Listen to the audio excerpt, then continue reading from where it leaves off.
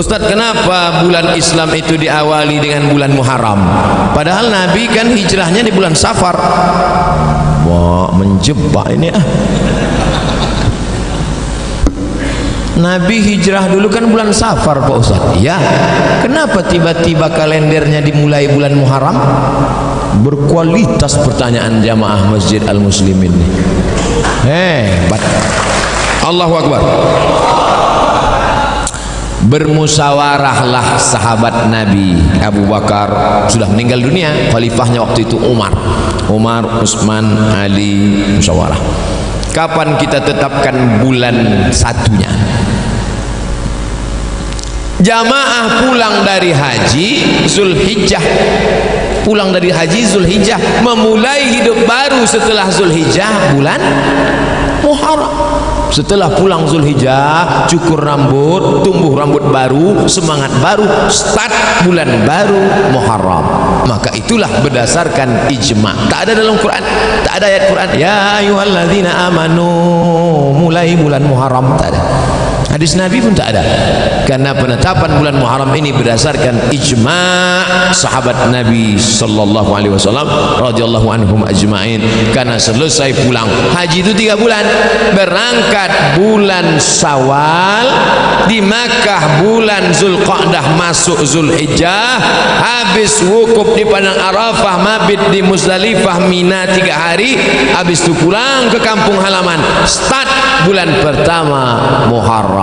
Maka ditetapkanlah penetapan awal kalender Islam 1 Muharram pada masa pemerintahan Umar bin Khattab. Wallahu a'lam bishawab. Apakah berdosa bila saya meminta rujuk lagi pada suami sementara suami sudah menikah lagi? Padahal saya dipoligami pun ikhlas.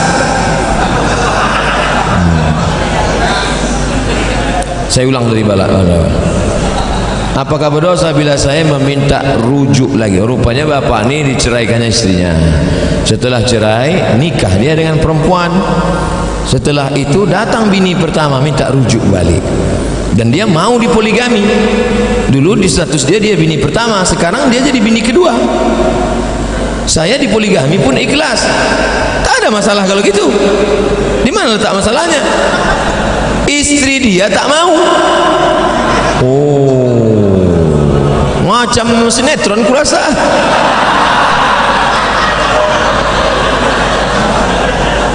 Istri dia tak mau dipoligami.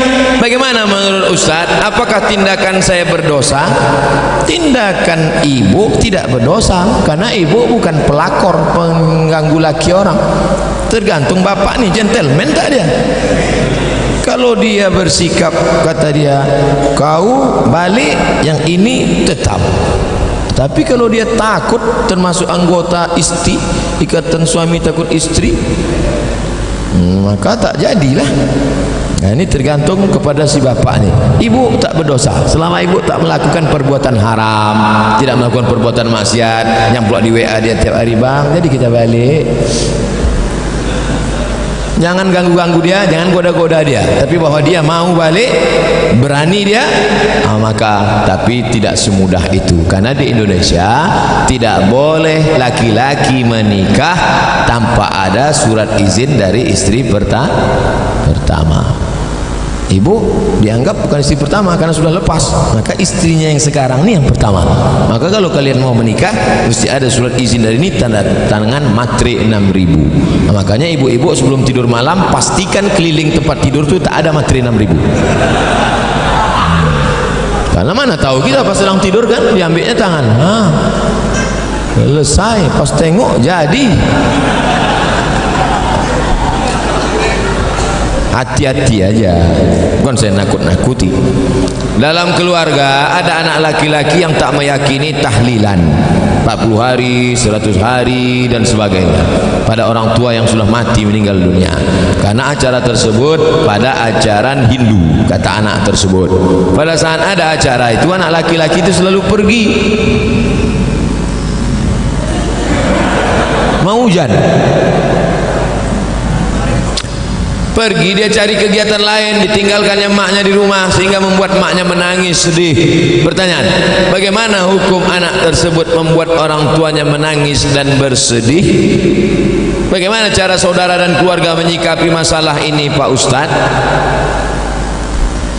Masalah bersedekah untuk orang meninggal dunia, kapanpun sedekah itu sampai. Mana dalilnya? Saat sayang betul dengan emaknya, ditanyanya Nabi, ya Rasulullah, ya ummi matat, emakku mati, apa atasaddaqu anha, kalau aku bersedekah sampai tak pahalanya untuk almarhumah emakku? Kata Nabi, sedekahlah engkau, pahalanya sampai. Itulah dalil bahwa sedekah sampai untuk orang mati. Ninggal Pak Ustaz? Iya, ninggal mati sama itu. Ayu sadaqatu afdal, apa sedekah yang paling afdal? Kata Nabi, sedekah yang paling afdal sakyul ma, memberi air minum. Kalau air minum sampai, apalagi asam pedas baum. Kalau air minum sampai, apalagi bubur kacang hijau. Maka sedekah itu mau berapa hari pun sampai. Yang paling bagus sedekah itu tak usah tengok harinya, full terus sedekah tiap-tiap hari. Kalau perlu tiap malam, tiap pagi undang anak yatim, kasih makan. Assalamualaikum Pak Panti Asuhan, ya saya sedih betul mak saya meninggal, saya mau bersedekah ke sini. Berapa hari? Selama setahun saya sedekah sini. Semuanya Pak? Enggak, 2 orang aja. Berapa anak yatim di sini? Ada anak yatim Pak. 1 bulannya berapa biaya dia? 1 bulannya 1 juta Pak. Ini saya kasih 12 juta untuk setahun. Bagus, the best, mantap. Uang sekolahnya sekalian. Adapun ditetapkannya 40, 100, maka tidak ada larangan, boleh dia laksanakan. Mau 99, mau 100, mau 200. Kenapa? Karena di dalamnya ada unsur bersedekah, membagi. Tapi kalau dia buat keyakinan, siapa yang lewat dari 100 maka tak ada pahalanya, siapa yang ngasih pas hari 100 maka dijauhkan dari azab neraka 100 km. Nah itu tak ada dalilnya. Tapi kalau dia tak ada berdalil, hanya membuat berbagi begitu saja. Oleh sebab itu maka ini masalahnya umum. Kalau mau bersedekah, bersedekah, berbagi, baca tahlil, baca zikir, baca yasin. Isi tahlil itu apa? 5. Isi tahlil itu 5. Yang pertama doa, Allahumma firlahu warhamhu wa'afihi wa'fu anhu. Doa sampai. Mana dalil bahwa doa itu sampai? Kalau lewat di kuburan, mulut jangan diam saja. Lewat di kubur baca doa. Apa doa lewat kubur? Assalamualaikum ya ala diyar minal mu'minin wa inna insyaallah bikum lahiqun yarhamullahul mustaqdimin wal mustakhirin as'alullah wa lakumul afiyah. Itu dalil bahwa doa sampai. Yang kedua, kasih makanan. Mana dalil kasih makanan sampai? Sedekah saat air, kata Nabi, sampai. Yang ketiga, berkirim tahlil. Apa itu tahlil? La ilaha illallah, la ilaha illallah, la ilaha illallah. Ya Allah, sampaikanlah tahlil kami kepada almarhum fulan, sampai. Mana dalilnya? Pelepah korma dicucukkan ke makam. Kata Nabi, pelepah korma waktu basah bertasbih, tasbihnya sampai pada orang mati. Kalau tasbih pelepah korma saja sampai, apalagi tahmid, tahtim, tahlil orang yang beriman. 4, membacakan Al-Quran. Yang paling afdal kata Imam Nawawi, wa in khatimul qur'ana fahuwa hasanun. Sebagus-bagusnya hatamkan sehatam Quran. Bagus. Tak sanggup sehatam Quran, pilih hatinya Al-Quran. Apa hatinya Quran? Yasin wal Qur'anil Hakim innaka laminal mursalin. Bacanya pelan-pelan. Ini banyak orang yasinan ujung-ujungnya aja. Tujaun bayakun. Yang kelima adalah inti tahlil itu ada nasihat setawar sedingin, melapangkan keluarga yang terkena musibah. Wahai keluarga yang kena musibah, bersabarlah, innalillahi wa inna ilaihi rajiun. 5 poin itu semuanya kebaikan, kebaikan, kebaikan. Semoga Pak Ustaz selalu dalam lindungan Allah. Amin ya rabbal alamin. saat akikah anak, bolehkah menerima sumbangan dari teman-teman dan tetangga? Kullu mauludin rahinatun biaqiqatihi, setiap anak yang lahir tergadai dengan akikahnya. Tulbahu anhu yauma sabi'ihi, hari ketujuh sembelihkan kambing. Yuhlaqu, cukurkan rambutnya. Wa yusamma, kasih nama yang baik-baik, yang bagus-bagus, karena nama adalah doa. Artinya kita bersedekah syukur karena sudah punya anak. Orang susah punya anak sampai bayi tabung ke Singapura 100 juta paling murah. Itu pun tabung-tabung second 9 kilo. Ini Allah minta anak cuman 1 kambing. Berapa harga kambing sekarang? 1 juta, 2 juta, 2 juta setengah udah kambing kelas VVIP, udah itu dah. Cuman seekor kambing diminta untuk anak perempuan, 2 ekor anak laki-laki 5 juta. Sudahlah murah 5 juta pun ada juga pikiran bisnis di kepala. Ini kalau ku kasih 5 juta bisa balik 15 ini. La ilaha illallah Muhammadur Rasulullah. Makanya waktu anak saya lahir tak saya undang jamaah. Karena kalau saya undang jamaah nanti dia pasti bawa kado ngasih itu ini. Saya potong aja kambing, undang tetangga-tetangga dekat rumah, makan, habiskan semua, bantai, selesai. Karena kalau diundang orang marhaban itu ini, datang dia, mau kita tolak banyak pula duit itu kan. Oleh sebab itu maka kita pahami bahwa akikah ini mengasih, bukan menarik. Jangan jadikan akikah sebagai ajang tarik-tarikan arisan. Harus kita pahami dengan baik bahwa akikah ini adalah syukur kita kepada Allah. Tak ada duit hari ke-7, hari ke-14. Tak ada duit hari ke-14, hari ke-21. Tak ada duit hari 21, tak usah tengok kalender lagi setahun, 2 tahun, 5 tahun, 10 tahun, 10 tahun. Kalau ada anak bapak yang belum akikah kemarin, sekarang umurnya udah semester berapa? Udah semester 5, umur 20 tahun. Sekarang ini akikahkan, tak apa-apa. Besok pagi akikah. InsyaAllah masih sempat saya datang. Tapi akikah saja, jangan pula diayun pakai marhaban. Marhaba ya Nur. Anak semester 5 tu duduk. Tak cukur pula tu pakai kelapa muda. Banyak orang kita ini yang udah lalu-lalu dibuatnya ulang balik. Akikah sedekahnya aja, rambut saya cukur lagi. Ketika saya tak pernah khusyuk setelah takbir, selalu terlintas di pikiran saya kesana kemari dalam hati saya, apakah akibat dosa-dosa saya yang telah lalu? Cara khusyuk kata Syekh Ali Tontowi 5. Yang pertama, jangan macam main bola langsung turun sepak bola, kram. Jadi gimana? Lari-lari dulu, pemanasan. Sama macam naik motor, tak mungkin langsung. Panaskan dulu mesinnya. Tak juga panas, hidupkan mancis. Artinya apa? Pemanasan dulu. Apa pemanasan sebelum sholat? Jangan ujuk-ujuk habis nengok HP langsung Allahu Akbar. Macam-macam lah datang WA, datang Twitter, BBM, WhatsApp, Instagram. Pemanasan dulu. Pemanasannya apa? Ketika berwudu hati khusyuk. Khusyuk dimulai ketika berwudu.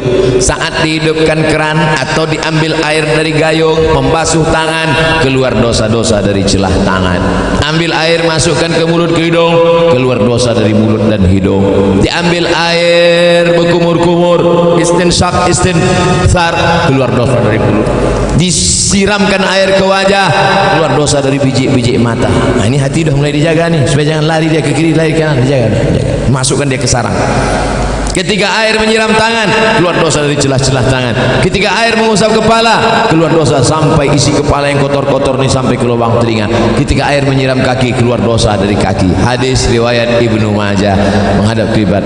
Asyhadu an la syarika lah, asyhadu anna Muhammadan abduhu rasuluhu. Allahumma ja'alni minat tawwabin waj'alni minal mutatahhirin waj'alni min ibadika sholihin. Jangan dalam kamar mandi yang ada WC-nya, tak boleh berdoa ada WC dalam.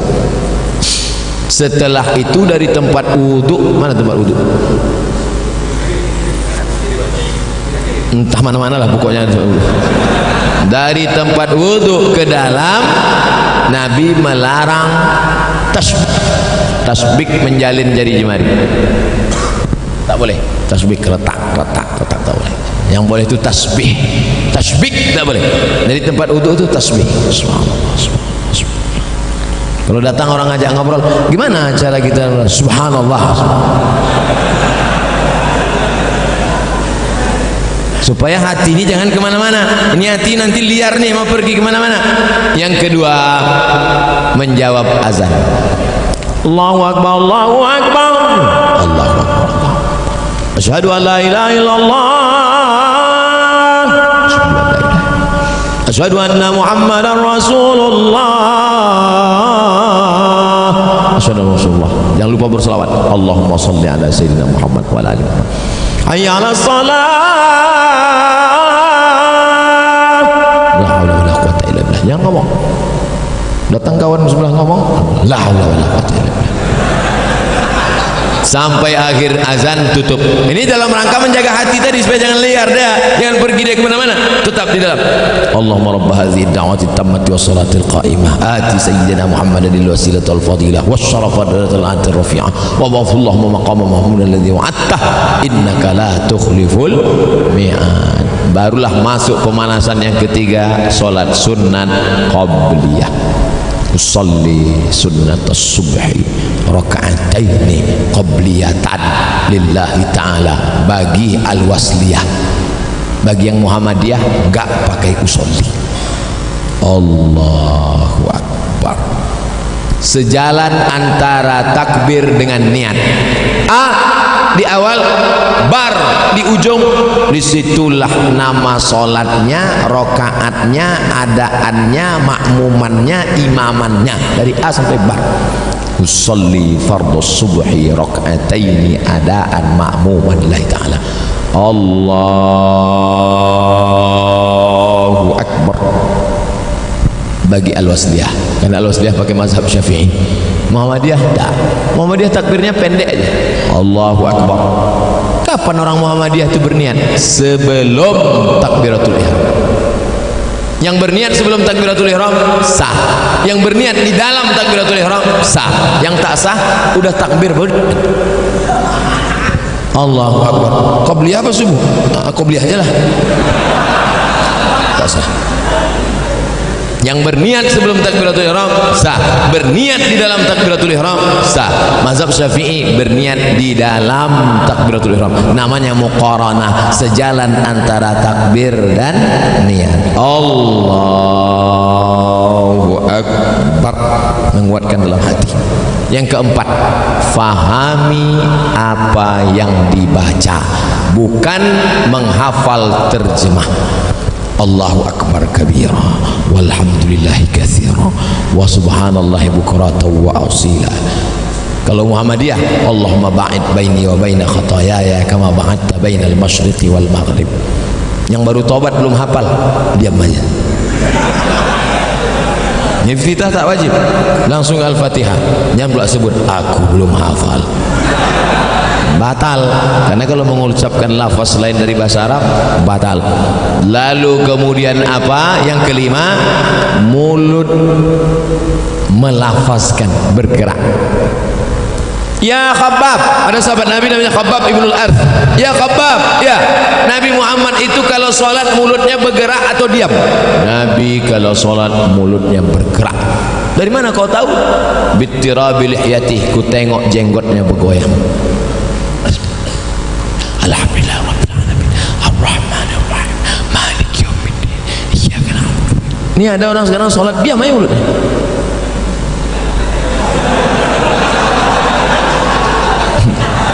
Diam, nengok awan pula, nampaknya pula Garuda sama bus. Nengok lampu, mak cantik juga lampu masjidnya. Nata tetap di tempat sujud. Sholat ini sama macam orang naik motor. Kadang-kadang agak-agak lari dia ke pinggir, naikkan ke tengah balik. Kadang-kadang agak naik-naik ke trotoar sedikit, luruskan balik. Begitu juga dengan sholat. Bismillahirrahmanirrahim. Mulut baca, connect ke hati. Alhamdulillah rabbil alamin arrahmanir rahim maliki yaumiddin iyyaka na'budu wa iyyaka nasta'in ihdinas siratal mustaqim siratal ladzina an'amta 'alaihim ghairil maghdubi 'alaihim waladdallin amin. Bismillahirrahmanirrahim. Cari ayat apa yang sesuai. Qul huwallahu ahad Allahus samad lam yalid wa lam yulad. Allahu akbar. Subhana rabbil azim wa bihamdihi. Subhana rabbil azim. Sami Allahu liman hamidah. Rabbana walakal hamd. Mil'us samawati wal ardi mil'u ma syi'ta min syai'in ba'du. Allahu akbar. Juru antara sujud. Rabbi ighfirli warhamni wajburni warfa'ni warzuqni wahdini wa'afini wa'fani. Batu tasyahud. At-tahiyyatul mubarakatus salawatut thayyibatu lillah. Assalamu alayka ayyuhan nabiyyu wa rahmatullahi wabarakatuh. Mulut baca, hati connect. Udah agak connect nih, connect. Udah agak jauh nih, connect kan balik. Udah agak jauh nih, connect kan balik. Jangan udah agak jauh sempat pula main-main game. Apakah kalau kita sholat itu kita kehilangan kesadaran? Nah, ini perlu diluruskan. Jangan bayangkan sahabat Nabi itu dulu kalau sudah sholat, saya Pak Ustaz, kalau saya sudah sholat itu rasanya terbang saya entah kemana. Berarti kau diculik jin. Imamnya Abu Bakar, maaf saya belakangi, ini imam, rumah Nabi sebelah kanan, Taman Raudhah. Rumah Nabi sebelah kanan, rumah Nabi sebelah kiri, imam ke depan, Nabi sebelah kiri. Waktu itu Nabi sakit di kamar, maka diangkat jadi imam Abu Bakar. Abu Bakar jadi imam. Ketika sedang sholat, datang Nabi. Pas sedang sholat, sahabat memukul tangan. Sahabat pukul tangan. Kenapa sahabat mukul tangan? Ngasih tahu Abu Bakar Nabi dah datang. Karena tak boleh ngomong, tak boleh bilang Abu Bakar ada Nabi datang. Apa pelajaran dari sini? Apakah sahabat itu sadar Nabi datang atau tak sadar? Sadar. Jadi kalau ada dengan aku kalau sudah sholat hilang rasanya semua. Kau kalau bohong jangan gitu kali. Sedangkan sahabat Nabi sembahyang sadar dia Nabi datang. Kau sahabat siapa? Kalau mau bohong ya agak-agak masuk akal lah sikit. Ini kadang orang ini mengada-ngada. Sahabat Nabi sadar. Itu dalil. Dalil yang kedua, Nabi jadi imam waktu Nabi masih sehat. Nabi jadi imam. Ketika waktu itu lantai Masjid Nabawi belum ada karpetnya. Nabi jadi imam sholat. Pas Nabi sedang sholat dibuka Nabi selop. Nabi sholat pakai selop. Dibuka Nabi selop. Menengok Nabi buka selop, semua sahabat yang jadi makmum buka selop. Assalamualaikum warahmatullahi. Ditengok Nabi selop berserak-serak belakang.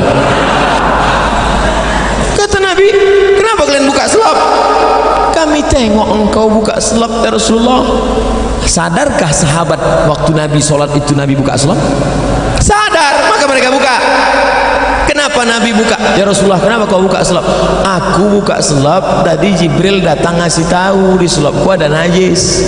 Selop kalian tak ada najis, kenapa kalian buka? Apa pelajaran dari sini? Bahwa sahabat Nabi itu tak pakai tanya-tanya, sami'na wa ta'na. Tapi ada pelajaran lain, fikih hadis, memahami hadis ini, bahwa sahabat memahami, sadar dengan penuh kesadaran bahwa Nabi buka selop di depan. Riwayat ketiga, sujud. Allahu Akbar. Lama sujud, tak macam biasa. Lama sujud. Setelah itu bangkit Nabi. Allahu Akbar. Rupanya cucunya naik ke tengkuk. Sadarkah Nabi naik cucunya ke tengkuk? Sadar. Kalau tak sadar bangkit, itu jatuh cucu. Nah, jadi kalau ada orang mengatakan tak sadar, kita tetap dengan kesadaran, tapi kita jaga yang 5 tadi. Cawannya kita siapkan, tapi air cawan itu kaedahnya khusyuk itu airnya khusyuknya adalah pemberian Allah Subhanahu wa taala. Makanya kita selalu minta berdoa, Allahumma ja'alna minal khashi'in, jadikan kami orang-orang yang khusyuk. Ustaz, saya ingin tanya, apa hukumnya jika seorang sudah bercerai masih berdua-duaan dalam kamar?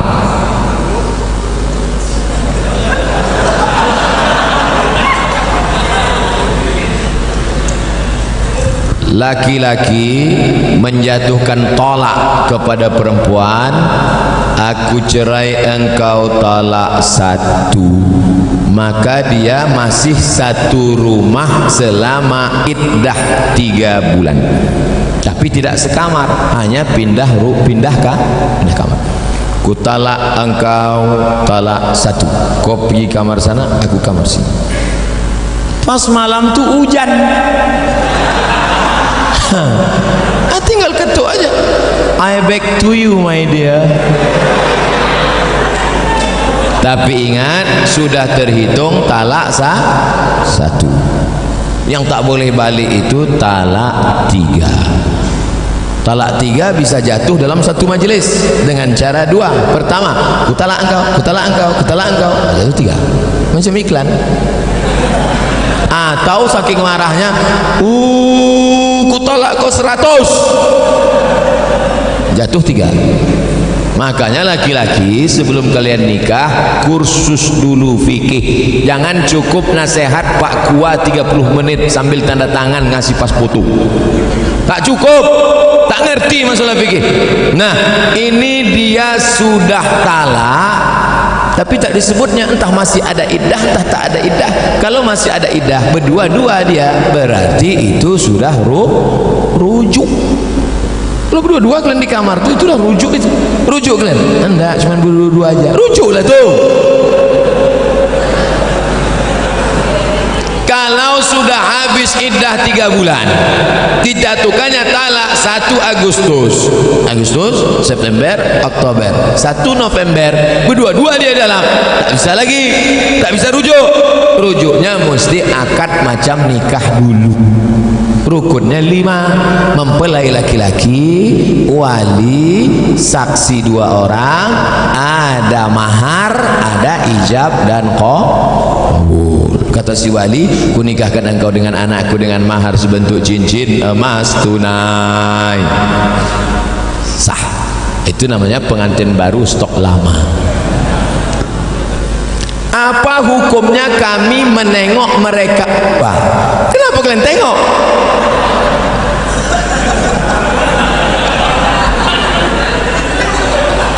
Man ra'a minkum mungkaran, siapa di antara kalian menengok kemungkaran, falyughayyirhu biyadihi, robah dengan tangan. Kenapa kalian? Ini kalian udah rujuk apa tidak? Pakai tangan. Macam-macam ketempeleng mati kau nanti. Fa illam yastati, kalau tak sanggup dengan tangan, fa bilisani, dengan lidah. Kalian kenapa berdua-dua nih? Ada iddah atau rujuk atau cemana kalian nih? Kami dah rujuk, Pak. Kenapa tak ngasih tahu? Segan kami, Pak. Tak sanggup dengan lidah, fa biqalbi. Rupanya dia preman, bertatu, anting-antingnya aja sebesar lubang hidung. Tak berani dengan tangan, tak berani dengan lidah. Diam aja lah, macam orang pauk.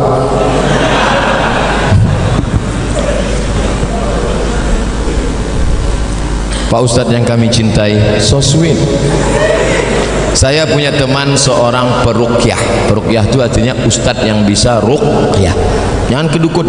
Kalau ini diganggu jin, diganggu setan, jangan ke dukun, tapi pergi ke ustadz ruqyah. Kalau untuk Medan Sumatera Utara namanya Ustadz Musdar Bustaman LC, penulis buku ensiklopedia ruqyah. Cari di internet, Musdar Bustamam LC. Kakak kelas saya waktu di Mesir dulu, jenggotnya segini.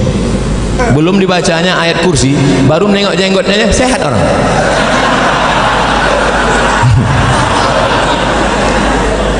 Tak percaya, coba jumpain. Tapi saya menengok dia jarang sholat, berarti dukun. Apalagi sholat berjamaah. Apakah setiap bacaan yang dibacanya mendapat keberkahan Pak Ustadz? Maka casingnya ruqyah, tapi isinya berkawan dengan jin. Idza ra'aitar rajul, ini kata ulama tasawuf, idza ra'aitar rajul, kalau kau tengok ada orang yatiru fil hawa, bisa terbang di atas awan, yamshi 'alal ma', berjalan di atas air, terbang di atas awan, berjalan di atas air, jangan kau sangka dia wali Allah, tapi tengok bagaimana dia melaksanakan perintah Allah. Tak solat, wali setan. Solat-solat sikit, wali murid.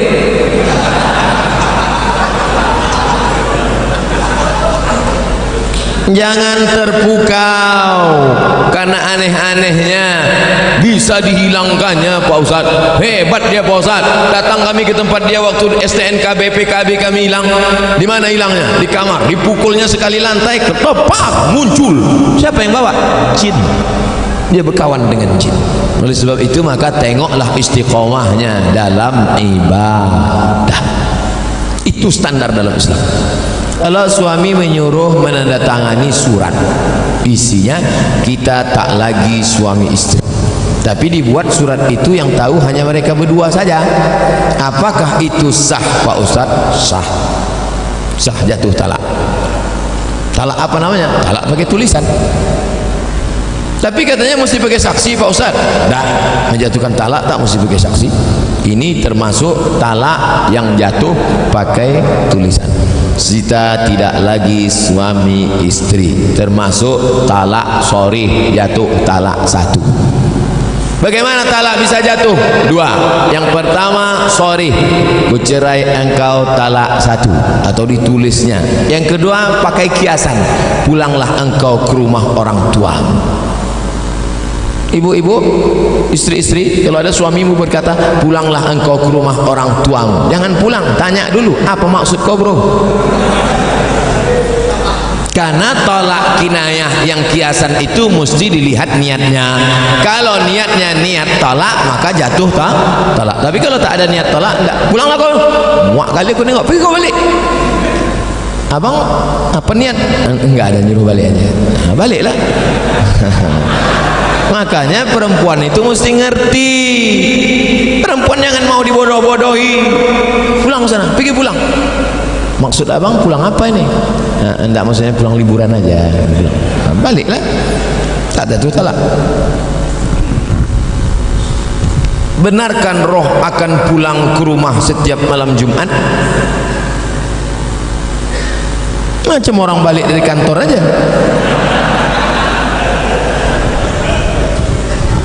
Roh itu tempatnya tiga. Buka judul kitabnya Roh, nama penulisnya Ibnu Qayyim Al-Jauziyah.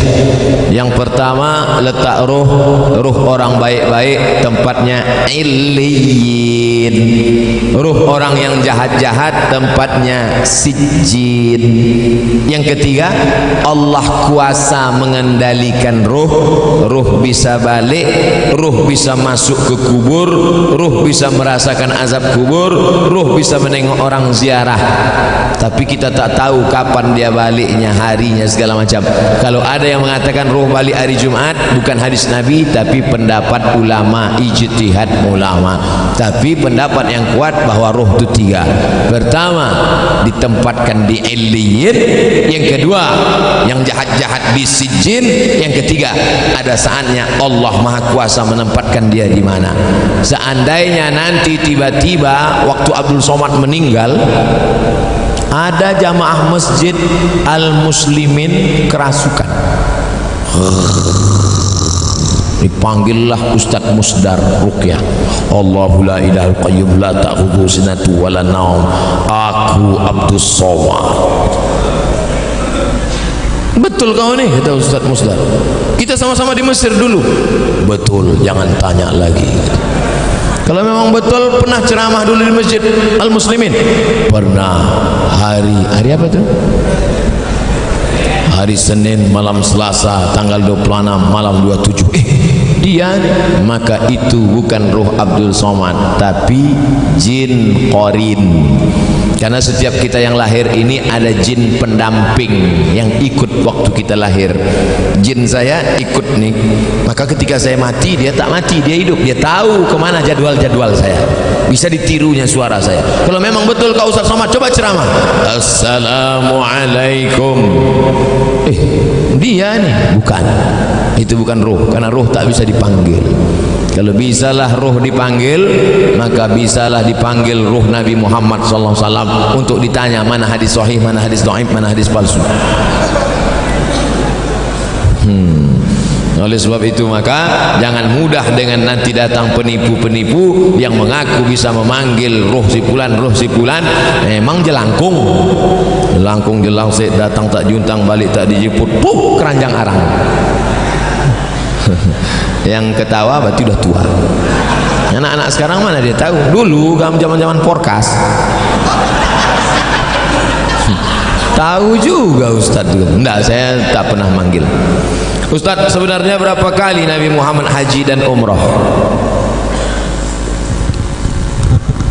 Pindah dari kota Makkah ke kota Madinah Al-Munawwarah. Tahun 1 tak ada, tahun 2 tak ada, tahun 3 tak ada, tahun 4 tak ada, tahun 5 tak ada, tahun 6 mimpi sahabat.